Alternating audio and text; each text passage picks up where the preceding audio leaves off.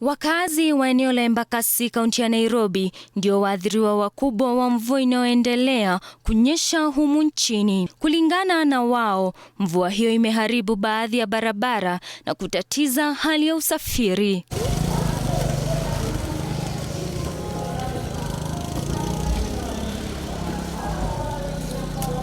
Mvua imenyesha, maji imejaa, hatuwezi kufanya kazi.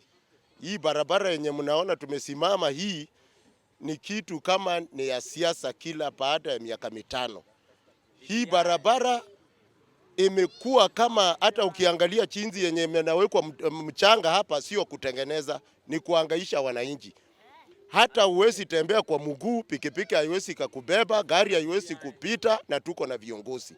Aidha, wanahofia kuchipuka kwa magonjwa yanayoambatana na baridi na huenda wakaachwa bila makao, kwani maji chafu yanaingia kwenye nyumba zao.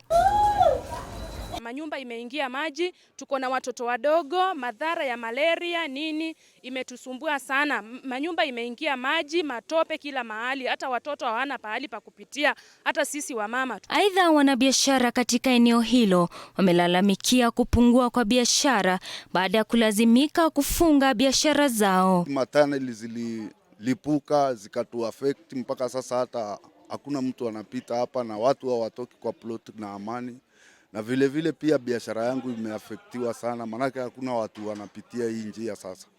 Na pia wakaazi wa hapa wanateseka, hata kuingia kwa nyumba ni shida, lazima wavae gumboot. Kwa hivyo tungeomba tu msaada wa dharura, waje watusaidie hii maji iondoke hapa. Mvua hii ambayo imekuwa ikishuhudiwa kote nchini imewaacha watu zaidi ya 10,000 bila makao, huku wengine zaidi ya 120 wakiaga dunia.